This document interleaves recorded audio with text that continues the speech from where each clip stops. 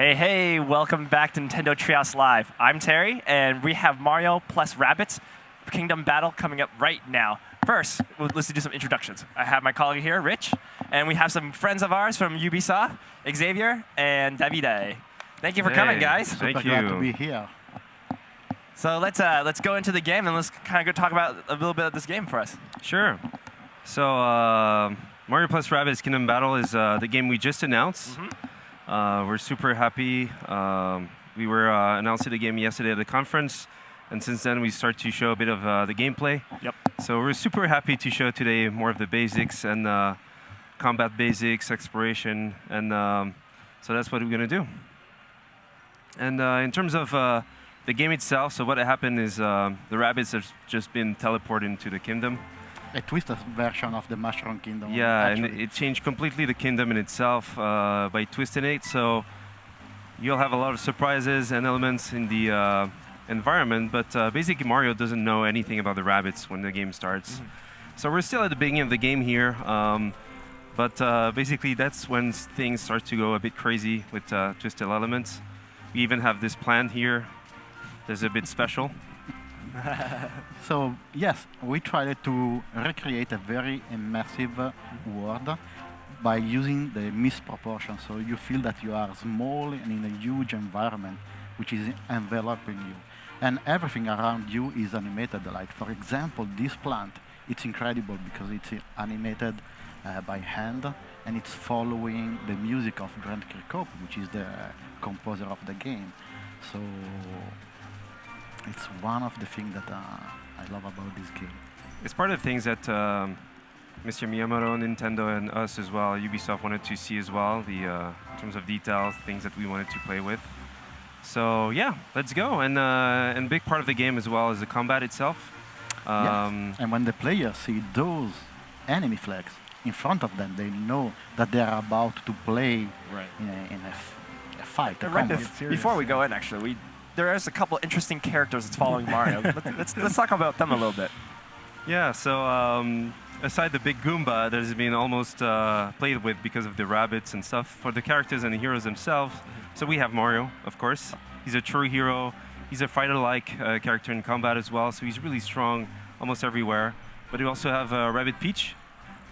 She's a hot-tempered, quite fun of Mario, but hot-tempered rabbit.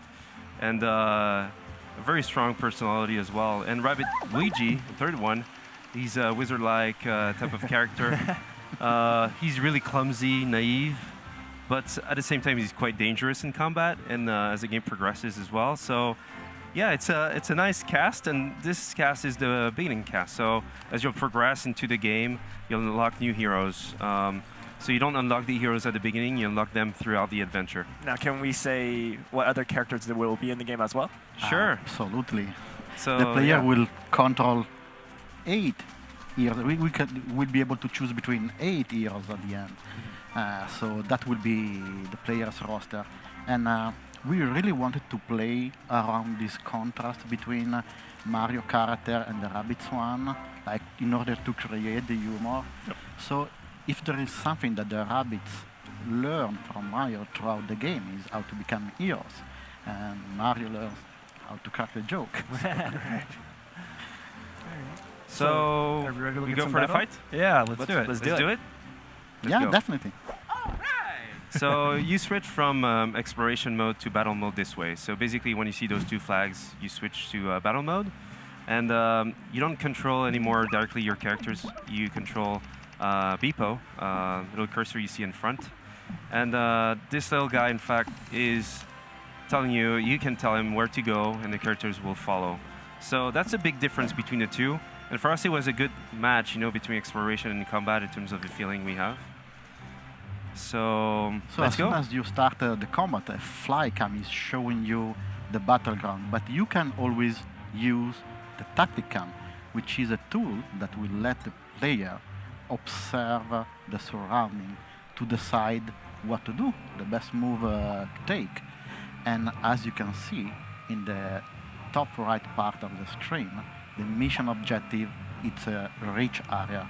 So it's not really important to defeat the enemy there, but to really decide the best way possible way to arrive directly at the objective. So the player will have two choices. Directly in front of the enemy, that seems a little bit risky, or moving a little bit on the right to use the cover and being protected by the attack of the rabbits. So what you see right now is Xavier, which is controlling the heroes. In this case, each heroes can perform 3 different type of action.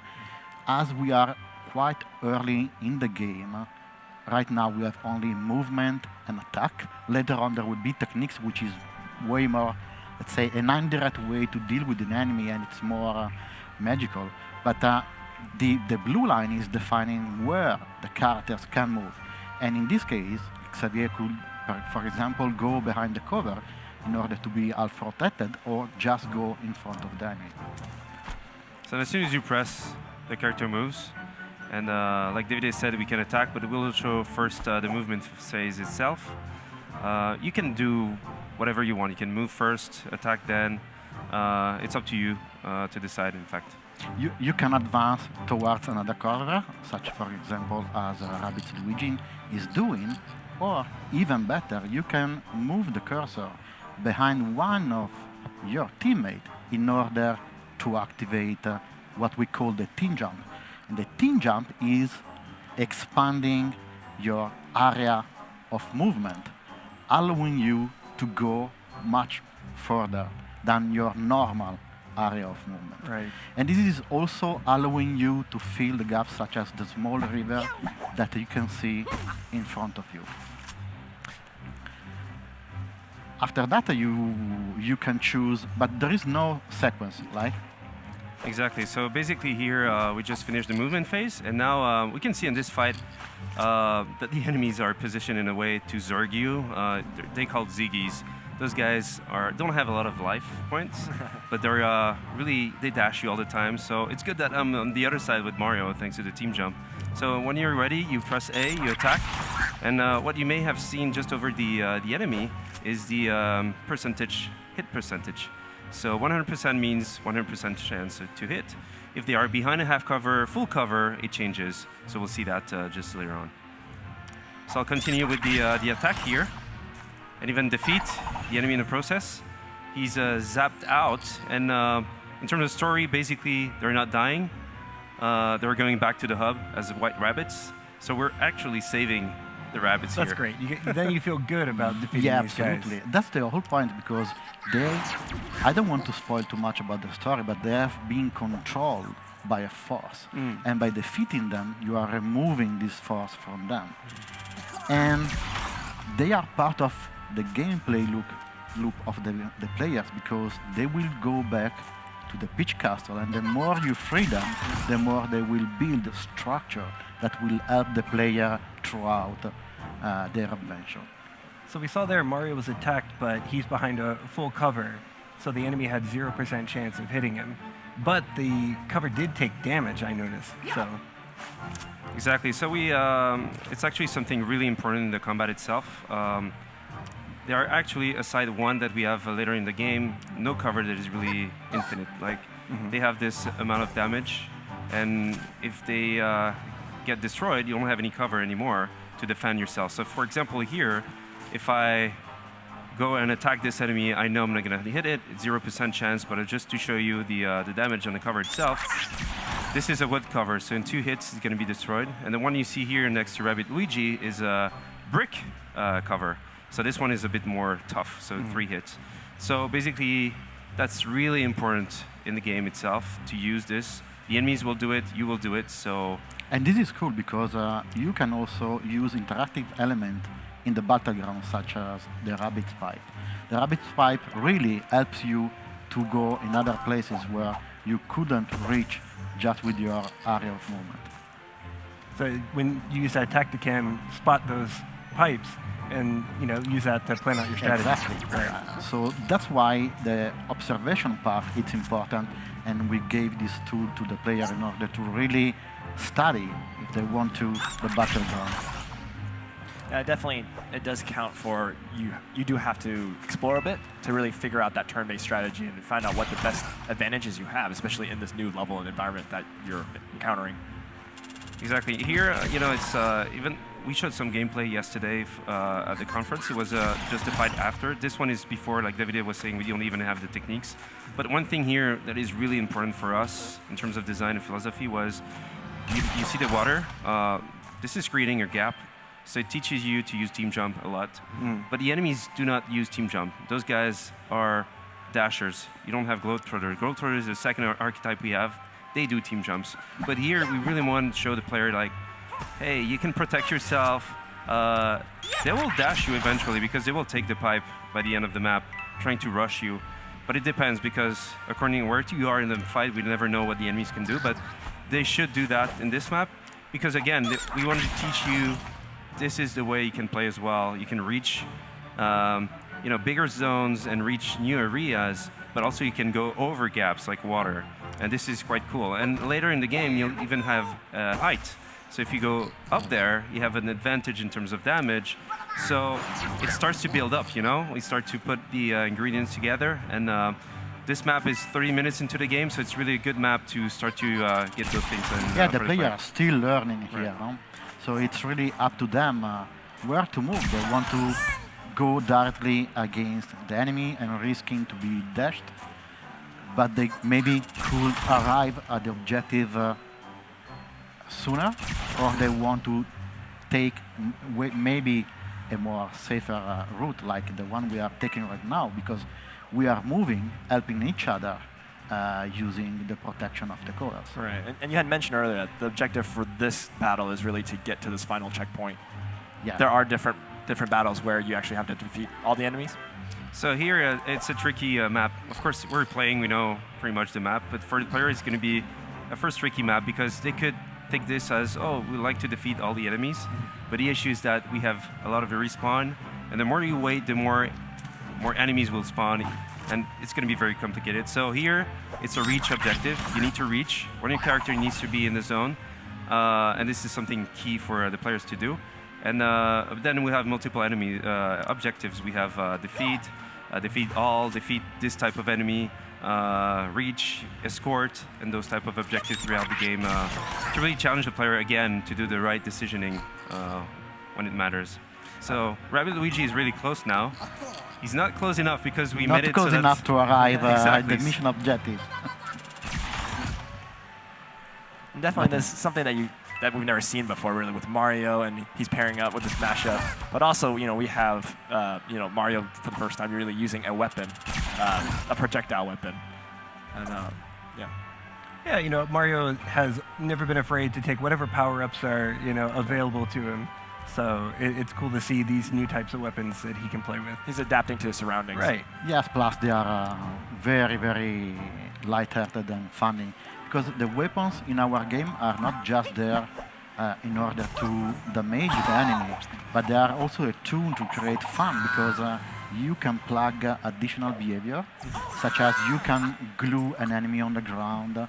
There is a particular enemy that is very powerful in using the techniques.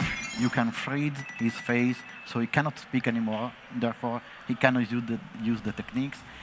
There is someone very good at shooting. You can hink his face so he cannot see you and he cannot shoot at you. You can burn enemies so they are running with their bottom on fire. And there is also propagation. So if an enemy on fire is touching another enemy, will propagate. There are some crazy behavior that could happen within the battlefield, and that's what we call the domino effect. So you can chain multiple effects, and the output could be very, very crazy. Also, when you finish the fight, you can go back, of course, to the zone in free movement and exploration mode. All the coins that you have on your battlefield is because when you destroy covers, you gather coins as well. So even if you hit an enemy behind a cover and the cover is destroyed, it's rewarding as well for the player, so you can go back and buy better weapons thanks to coins. But if we have a few minutes, we just wanted to show something as well here. just a quick fact, we went that way for the fight itself. But in fact, the most effective way, let's say advanced way, would have been to go that way. Even if it's dangerous, the first round you get, dash and stuff. Second round, you really dash the enemy well. So a good strategy would be to put Mario on the right side. He's a good damage output in terms of his weapon. Rabbid Luigi is not really good with his weapon, but he's good with dashing. So you can put it in the front line, and then you go really quickly to the zone here. So yeah, we just revealed something for people when they will play. Nice. They know how to play the map now. But yeah, it's up to the player to decide. They can go front or go left, right, whatever they have in mind, they can go for it. Depends on the play style itself. Because a good tactical game should give the player the choice to choose their strategy. So not only in terms of how you want to customize your character, which kind of weapon you want them to be equipped with, but also the plan that you want to take into the battlefield. So we didn't want for the battles to have only one possible solution, but multiple. So let's go to the Peach Castle to show the hub itself. Yeah, let's take a look. We didn't present it yet, although it's a big part of the game, of course. So of course, it's a Peach Castle. It was not destroyed by the arrival of the Rabbids, so thank God, this is good. But the issue, or let's say the challenge for Peach as a princess as well, is that the castle will evolve as the game progresses. So as you progress, you'll see more stuff built by the Rabbids a bit randomly, or not randomly like this one, Battle HQ, to change your team, change your weapons, change your skills in the skill tree, access new worlds. So this one is the first one, Ancient Gardens.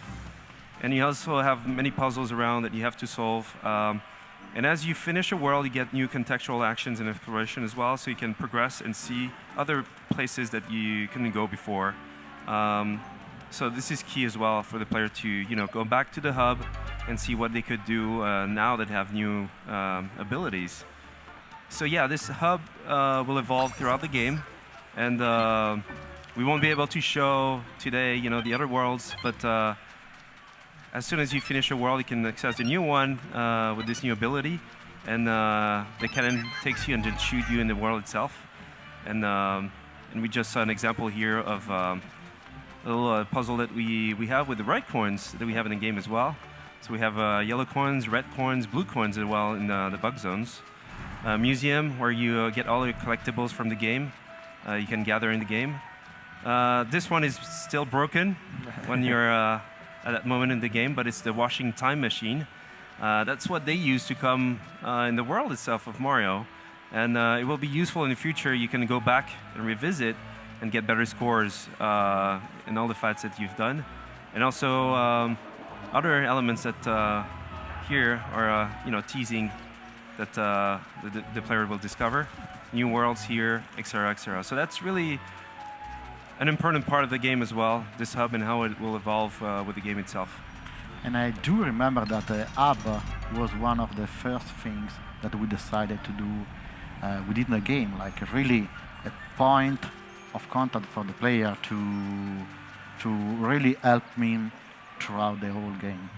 And I remember when we were told that we were about to work with Nintendo on a game that was featuring both Mario and the Rabbids, and we immediately understood that it was a lifetime opportunity. We worked really night and day in order to find something unique for the Rabbids, but as well for Mario. So as we are huge tactical fan, we said, okay, we should use them to propose something fresh, something new in the turn-based combat games.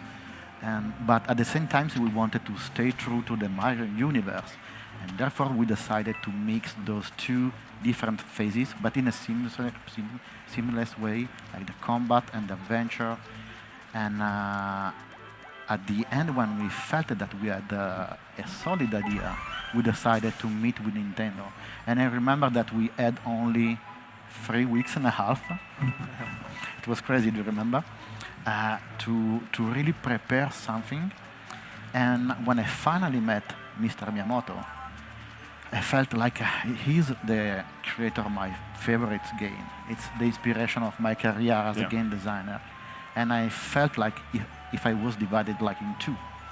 So the passionate Nintendo player and the Ubisoft creative director, the urgency to ask for an autograph and the responsibility to present the game the most professional way. Sure.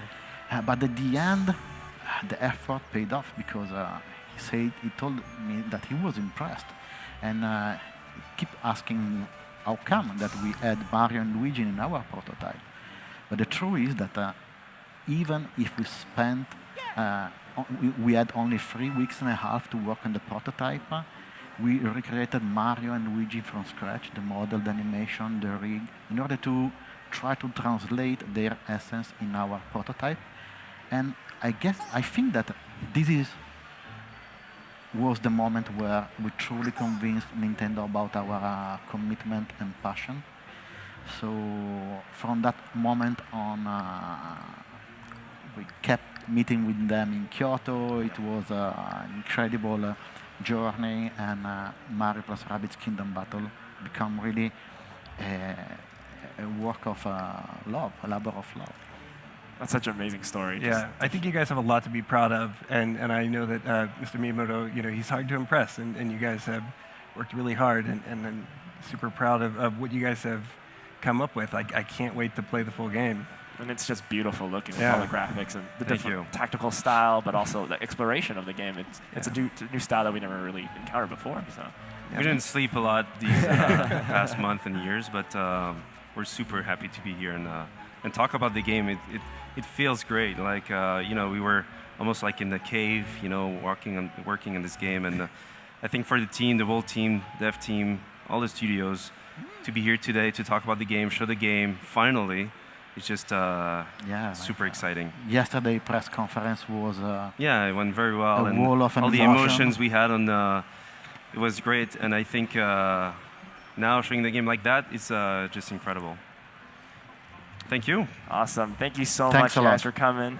So this was Mario plus Rabbids Kingdom Battle. And then up next, we have Fire Emblem Warriors. Stay tuned for more.